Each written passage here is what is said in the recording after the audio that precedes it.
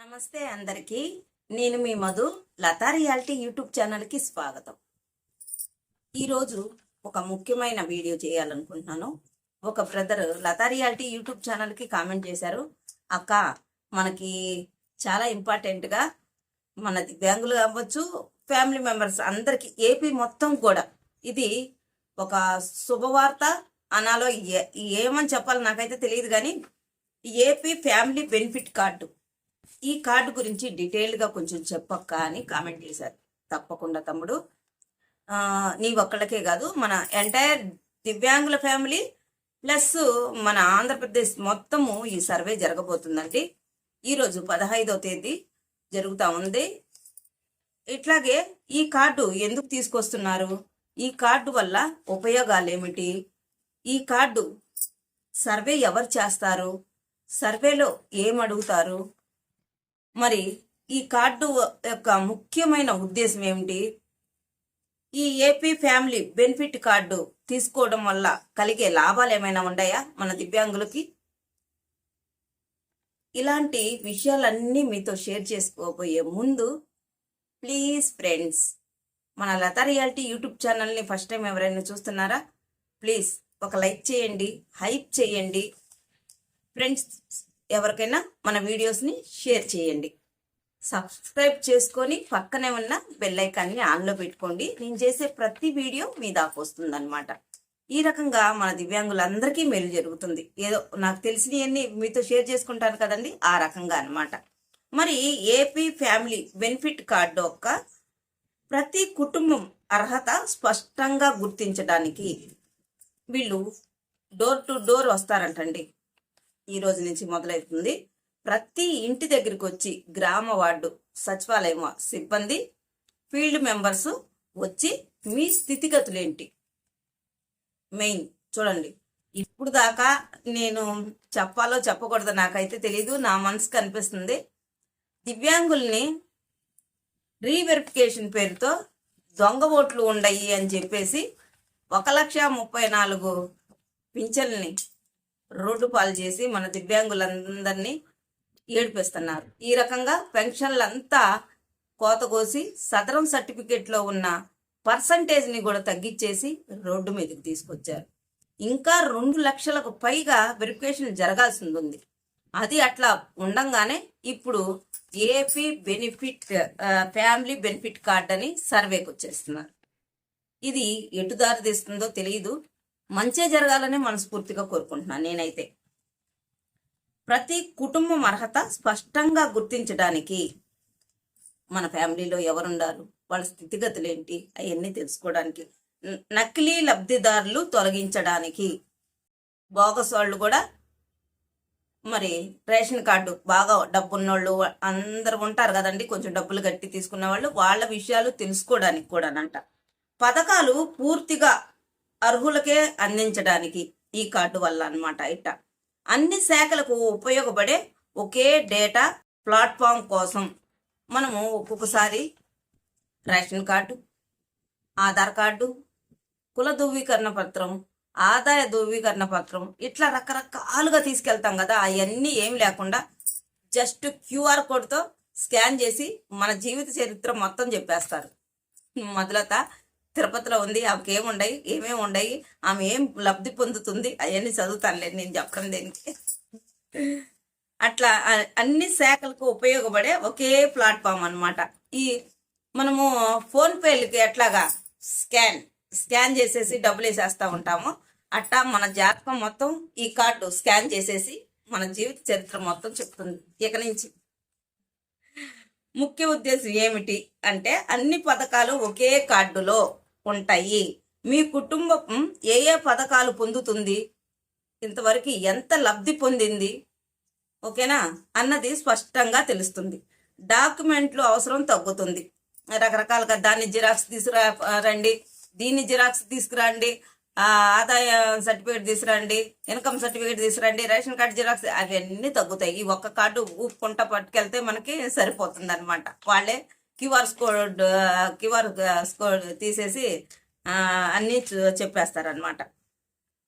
మరి ఆధారు, రేషను, కుల ధృవపత్రం, ఆదాయ సర్టిఫికెట్ ఇవన్నీ వేరువేరుగా చూపించాల్సిన అవసరం ఉండదు. జస్ట్ ఈ కార్డు చూపిస్తే క్యూఆర్ కోడ్ ద్వారా స్కాన్ చేసి మనము ఇవన్నీ వీటిలోనే పొందుపరుస్తారంట. ఇదైతే మంచి విషయమేనండి మరి కదా. ఇన్ని తీసుకొని కట్ల సంకలో పెట్టుకొని కొన్ని జారిపోయి మళ్ళీ జిరాక్సులు చేపించుకుంటా ఆ బాధరబంది తగ్గిపోతుంది. ఓకేనా. నెక్స్ట్, పథకాలు అప్లై చేయడం చాలా ఈజీ. కొత్త కొత్త పథకం వస్తే మీ కుటుంబం డేటా ఇప్పటికే సిస్టంలో ఉంటుంది. చాలా ఈజీ అయిపోతుంది. వేగవంతమైన సేవలు. మీరు సచివాలయాల చుట్టూ, హాస్పిటల్ చుట్టూ పథకాలు అప్లై చేయాలంటే ఈ కార్డు ఉంటే మనము ఈజీగా ఏ డాక్యుమెంట్ అన్నీ తీసుకెళ్లకుండా ఈ కార్డు ఒక్కటే, ఇందాక చెప్పాను కదండి, ఈ కార్డు ఒక్కటే పట్టుకెళ్తే సరిపోతుందంట. ఇప్పుడు సర్వే చేయడం వల్ల బెనిఫిట్, ఇవన్నీ బెనిఫిట్స్ అన్నమాట. ఏపీ ఫ్యామిలీ బెనిఫిట్ కార్డు యొక్క ఉపయోగాలు ఇవన్నీ. పని వేగవంతంగా జరుగుతుంది. ఈ కార్డులో ఉండే వివరాలు మీ కుటుంబ సభ్యుల పూర్తి జాబితా. మన ఇంట్లో ఎంతమంది ఉన్నారు, నేను, మా హస్బెండ్, పిల్లలు, లేకపోతే మీ కుటుంబంలో ఎంతమంది ఉంటున్నారు, అవన్నీ డేటా తీసుకుంటారంట. కుటుంబంలో ఉండే వాళ్ళంతా డేటా తీసుకోవడం జరుగుతుంది. ప్రతి సభ్యుడి ఆధార్ లింక్డ్ సమాచారం కూడా తీసుకుంటారంట, లింక్ అయి ఉందా లేదా అనేది. రేషన్ కార్డు వివరాలు, పింఛన్ డేటా. ఇదే చెప్పినాను కదండి, అటు తిరిగి ఇటు తిరిగి పింఛన్ దగ్గరికి వచ్చేసారు. ఇది మంచిగా జరిగితే మంచిదే ఫ్రెండ్స్.